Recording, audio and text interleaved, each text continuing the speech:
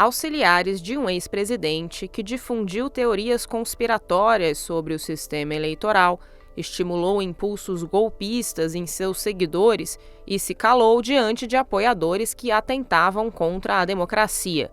Auxiliares que acumulam atitudes, omissões, documentos e conversas sobre ruptura democrática. Auxiliares que nos últimos tempos vêm sendo presos e alvo de operações policiais. Eu sou a Letícia Arcoverde e esse é o Durma Com Essa, o podcast de notícias do Nexo.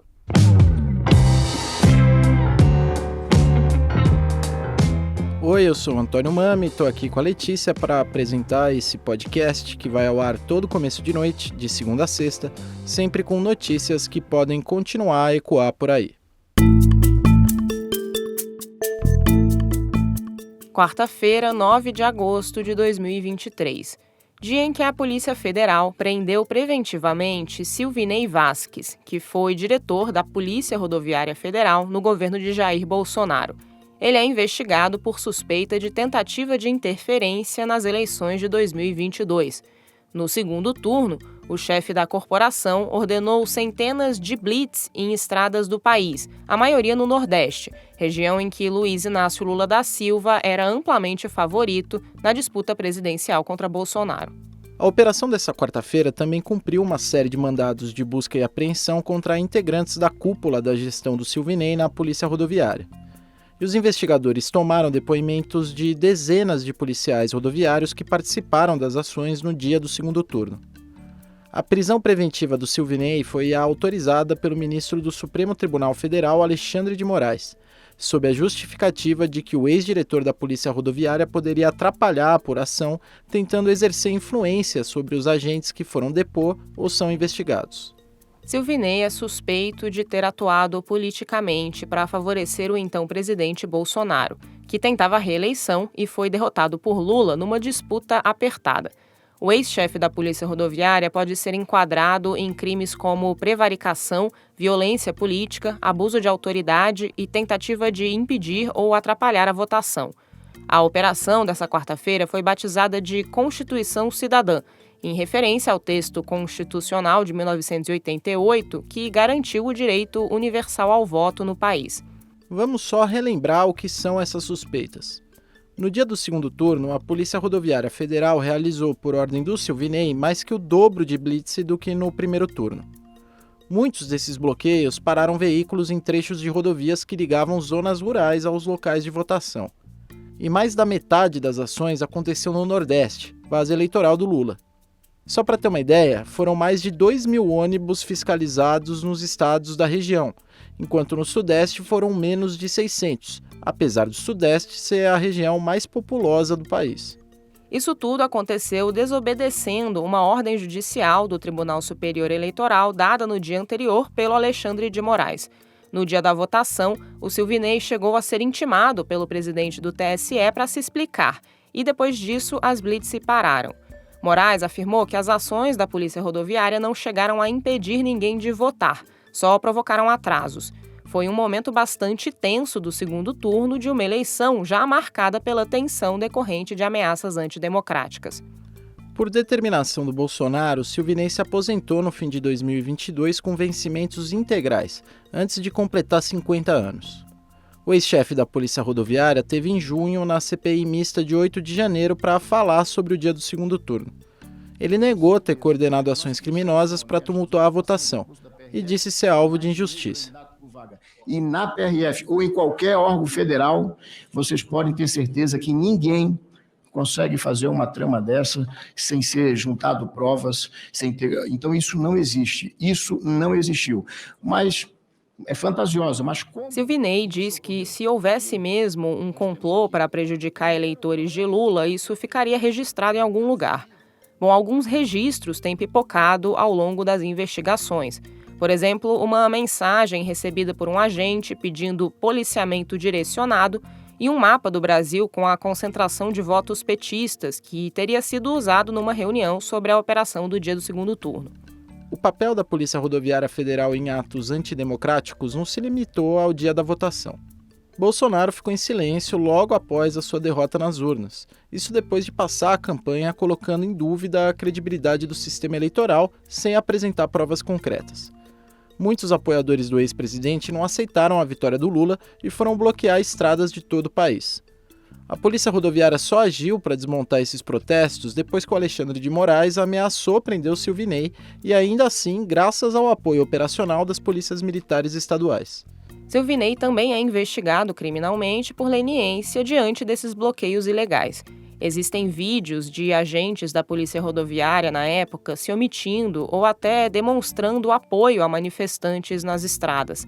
Nessa quarta-feira, a Polícia Rodoviária abriu processos administrativos internos para apurar a conduta de Silvinei à frente da corporação. Ele já é réu por improbidade administrativa por ter declarado apoio público a Bolsonaro na campanha de 2022.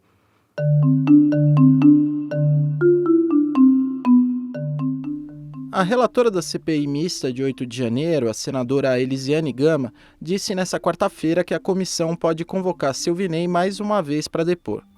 O colegiado foi criado para apurar os ataques golpistas em Brasília cometidos por eleitores de Bolsonaro, mas também está se debruçando sobre ações praticadas antes disso pelo ex-presidente, membros do seu governo e pessoas do seu entorno.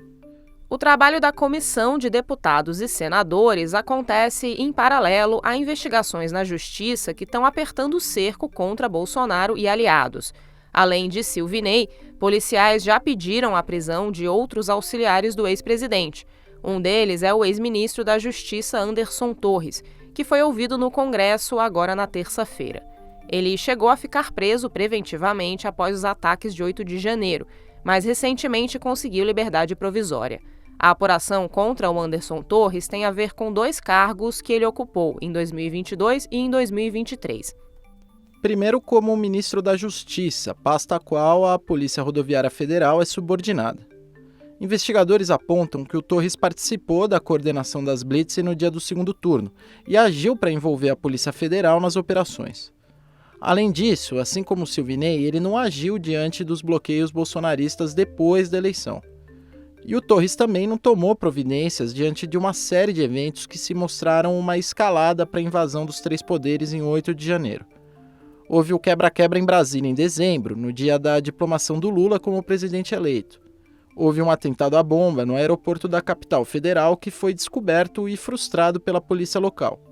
E houve também o surgimento, depois que o resultado das urnas foi anunciado, de acampamentos de bolsonaristas em frente a quartéis para pedir um golpe às Forças Armadas. Em janeiro de 2023, já no governo Lula, Torres não era mais ministro da Justiça. Ele tinha acabado de assumir como secretário de Segurança Pública do Distrito Federal, numa indicação do governador Ibanez Rocha. Isso quer dizer que o Torres era o responsável pela Polícia Militar em Brasília no dia em que milhares de bolsonaristas avançaram desde o acampamento na frente do QG do Exército até a esplanada dos ministérios, escoltados por agentes da PM, e então invadiram e depredaram os prédios do Executivo, do Legislativo e do Judiciário. O Torres mesmo não estava em Brasília no dia, estava de férias nos Estados Unidos. E a gestão dele no governo do Distrito Federal durou pouco. Ele foi demitido, teve a prisão decretada e a área de segurança pública foi alvo de intervenção federal. Como parte dessa investigação, a Polícia Federal vasculhou a casa do Torres e encontrou uma minuta de decreto presidencial visando reverter o resultado da eleição vencida pelo Lula. A proposta previa a quebra de sigilo de ministros do Tribunal Superior Eleitoral e a criação de uma comissão presidida pelo Ministério da Defesa. O texto recebeu o apelido de Minuta do Golpe.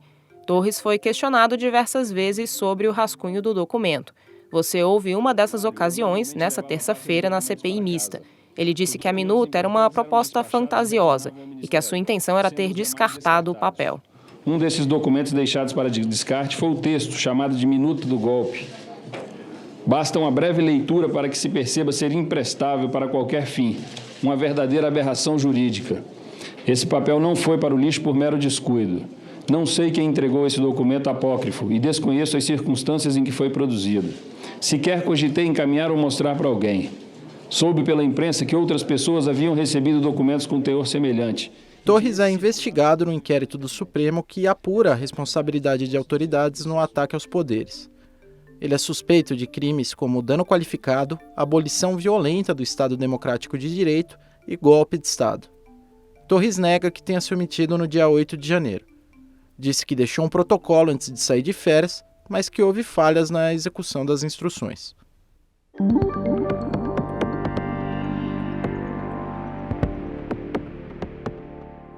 Quando fala sobre como outras propostas de golpe circulavam no entorno de Jair Bolsonaro, Anderson Torres pode estar se referindo a outro auxiliar do ex-presidente que foi preso recentemente, o ex-ajudante de ordens Mauro Cid. Em junho, veio à tona que o tenente-coronel guardava no celular um plano para acionar militares com o objetivo de dar um golpe de Estado após a eleição. O acionamento dos militares seria feito com a decretação de uma GLO, Garantia da Lei e da Ordem, medida pela qual as Forças Armadas são usadas na segurança pública. A Polícia Federal encontrou uma minuta de GLO no celular de Mauro Cid. No aparelho tinha também estudos para dar suporte à ruptura democrática e conversas em que outros bolsonaristas, entre eles militares da ativa e da reserva, sugeriam o golpe para Cid na esperança de passar a mensagem para o ex-presidente de que ele deveria ordenar que as Forças Armadas tomassem o poder. Os documentos e os diálogos datavam de dezembro de 2022, quando Bolsonaro estava prestes a passar o poder para o Lula. Mauro Cid era uma espécie de faz-tudo de Bolsonaro e tinha acesso livre ao então presidente no Palácio do Planalto, com mais influência que muito ministro. Pagava contas pessoais do ex-presidente e de sua esposa, Michele. Militar da ativa e filho de general, Cid tinha a pretensão de avançar na carreira das Forças Armadas. Chegou a ser indicado por Bolsonaro para o comando de um batalhão em Goiânia, mas a nomeação foi barrada pelo Lula. O tenente-coronel é investigado por suspeitas de atos golpistas e no caso das joias milionárias que Bolsonaro ganhou de presente da Arábia Saudita e trouxe para o Brasil de forma irregular. Aliás, o ajudante de ordens tentou vender um relógio Rolex que estava nesse conjunto. Mas o motivo de ter sido preso preventivamente foi a suspeita de falsificar o cartão de vacinação contra a Covid-19 dele próprio, da sua família e do ex-presidente. A partir dessa investigação, os policiais tiveram acesso às suas comunicações digitais, levando aos documentos e diálogos que agora alimentam as apurações sobre o 8 de janeiro e outras investidas golpistas. Mauro Cid foi até a CPI mista em julho prestar depoimento sobre essas suspeitas, mas ficou calado por orientação dos seus advogados. Não irei me valer desse ato para me defender, pois por liturgia processual, meus advogados me orientaram que minha defesa técnica deve ocorrer perante o órgão que efetivamente tem competência para decidir acerca de minha culpabilidade. Cid ainda não foi denunciado pelo Ministério Público, e muita gente tem a expectativa de que ele possa fazer um acordo de delação premiada para ter benefícios da justiça em troca de revelar se Jair Bolsonaro teve alguma ligação com essa história toda. Informações de bastidor obtidas pelo jornal O Globo a respeito das investigações contra o Anderson Torres e o Silvinei Vasquez mostram que a Polícia Federal quer descobrir se a ordem para as operações de blitz no dia do segundo turno foi dada por Bolsonaro, então presidente da República. Bolsonaro já é investigado no Supremo Tribunal Federal pelos acontecimentos de 8 de janeiro e em outras frentes. O ex-presidente foi condenado pela Justiça Eleitoral por abuso de poder político e uso indevido de meios de comunicação, ao usar uma reunião com embaixadores no Palácio da Alvorada para jogar suspeitas infundadas sobre a urna eletrônica. A condenação na Justiça Eleitoral deixa o político impossibilitado de concorrer a eleições por 8 anos. Uma condenação por processos que correm na Justiça Penal, como as frentes de investigação por atentados contra a democracia, poderia colocá-lo na prisão que os seus auxiliares estão vivenciando nesses últimos tempos. Até agora, os membros do governo Bolsonaro que foram detidos afastam publicamente o ex-presidente de qualquer responsabilidade. Ele também nega ilegalidades.